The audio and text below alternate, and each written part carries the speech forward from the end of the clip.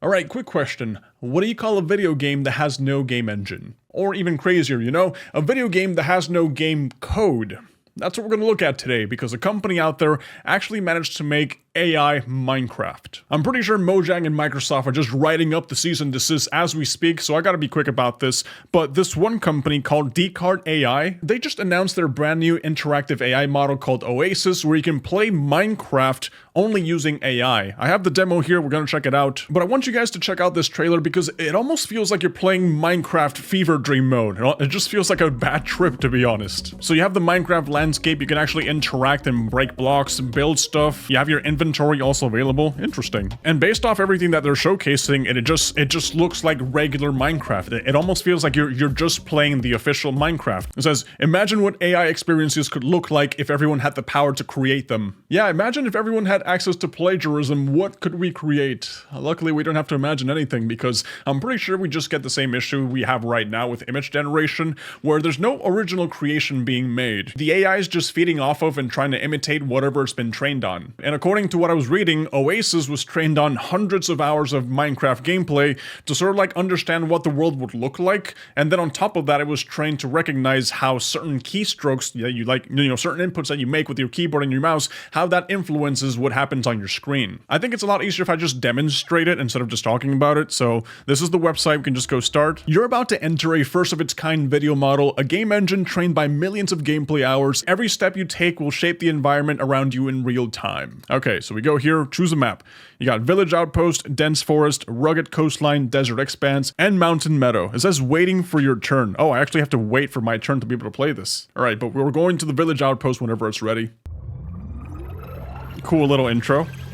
There we go. Okay, so this entire environment is all image generated. This is me moving the mouse. I think that's a pig over there.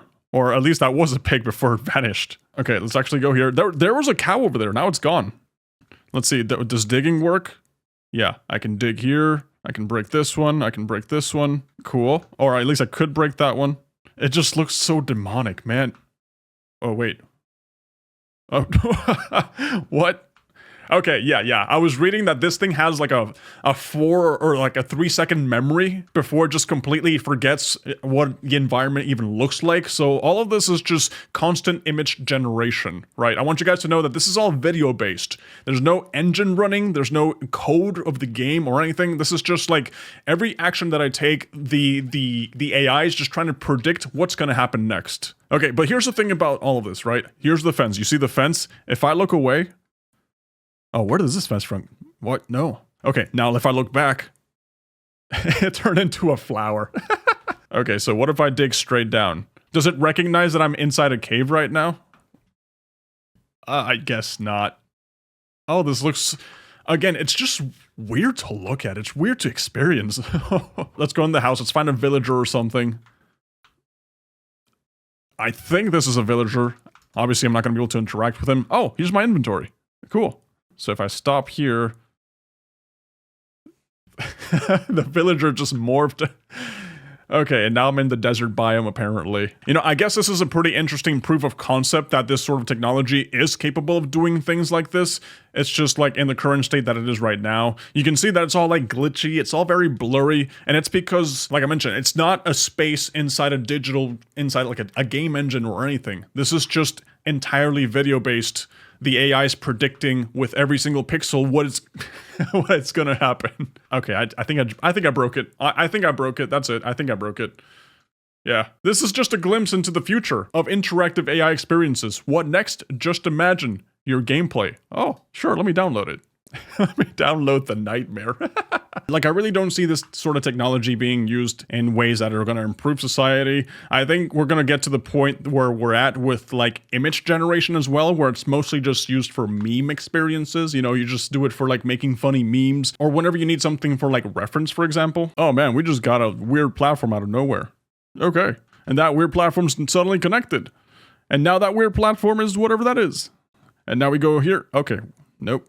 Oh, that structure's gone. So from what I'm seeing, it's actually kind of easy to break the AI. Like if I just stare at a wall, since it's only video based and it only goes off based off what it sees, as soon as I turn around, it's only going to have the information of the wall to go off of. So if I was in a fully fleshed out environment and I stared at the wall for a few seconds, it's going to be like, oh, it's going to start breaking down.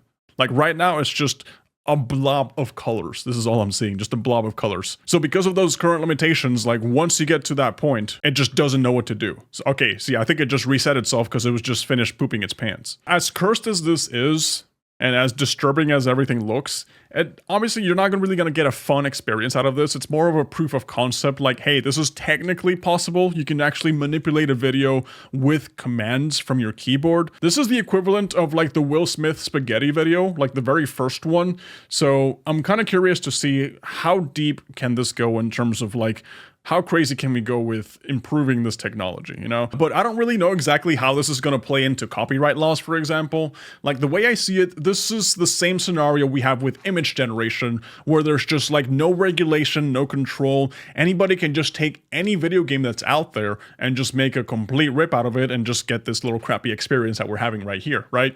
You know, because this is Minecraft and it's Mojang, it's a massive IP, no one's really going to like bat an eye at it. Not other than Mojang and Microsoft. But let's say that we have an indie game that just came out and, you know, this technology improves over time. You, the indie developer that spent so much time and effort, so much of your dedication to create an awesome, innovative, creative experience for people, it's unfortunately going to be very easy for someone to just go like, that's my game now, you know, and then you have a lesser quality, crappier experience that's just devoid of any creativity or emotion, you know? I always hear this stupid argument from people going like, oh, when it comes to AI games, you're in control of the environment, you decide what you want your game to be, you have all the creativity to make it your own personalized experience. And to be honest with you, that kind of sounds like the laziest and the least creative way to make a game, because you're putting all the creative responsibility on the player instead of trying to take the player on a journey that you designed for them. It's kind of like when you go to a Korean barbecue place where they have you cook your own food instead of them creating the food for you, because ultimately at the end of the day, this technology only lets you imitate what's already out there, what's already been created. It doesn't let you create something fresh and new out of thin air. So a lot of it is just going to be like, oh, let's just copy paste and just create more slop and just then feed the slop into the machine, and then you just get like in this endless cycle of slop that just gets grosser and grosser. All right, let's play some blocks. No, that's a fence. I thought that was a block. I have a crafting table. It was a crafting table, brother. It's like every single item in my inventory just keeps putting more fences. Can you stop with the fences? Oh, this is the weirdest looking cow zombie creep. Oh, cow zombie creeper. Look at that one. Yeah, it's really just such a unique, but at the same time, such a weird experience. The worst part is that I think I'm like almost certain that we're gonna get to a point where companies are gonna want to make this sort of like slop and they're gonna try to sell it to people. I'm pretty sure. Just like how image generation and like video generation is now being used in Hollywood and all that stuff, I'm pretty sure some game studios are gonna want to make AI slop and they're going to want to try to profit off of it. It's funny because here on the trailer, it all looks so smooth, so beautiful, you know? It all looks like it's running like if it was actual Minecraft, but they're just like little snippets of high definition footage. It's not even the same thing. But it says Oasis, first fully interactive world model. Instead of being trained words into pixels, the model is trained on actions turned into pixels. This means generative video-like outputs a la Sora, but you can move around in the world and play it like a video game. And it's real time, totally insane. And of course people were asking Descartes, isn't this copyright infringement of Minecraft? Why not just play the original? And they replied with, good point, we don't think it's better than the original game of course, but it's different. And for us it's mainly a showcase of what can be done with real-time AI content generation. Think about imagining something and then interacting with it instantly. You see what I'm talking about earlier? It's always like, imagine. It's your job, it's your responsibility to imagine. We're just removing all the creativity from the author, from the original creator of the game, and we just want to put that burden of making things onto you. And then of course the response here, completely deflecting the question of, isn't this copyright infringement? I'll answer it for them. Yes, it is. Again, I'm just expecting Mojang and Microsoft to just be knocking on these people's doors very quickly. But yeah, in terms of like how impressive this is, I actually think it is very impressive because it is literally just a video you can interact with. There's no digital space in which your character exists. It is literally all just video based, but because of those same reasons, you can see why it just looks like crap. So obviously looking at this, you know that this is the worst that it's going to be. It's only going to get better from here. That's just how the technology works. I don't necessarily think that this is going to replace actual game development anytime soon. Like, let's, we got to be honest with ourselves. This looks like crap.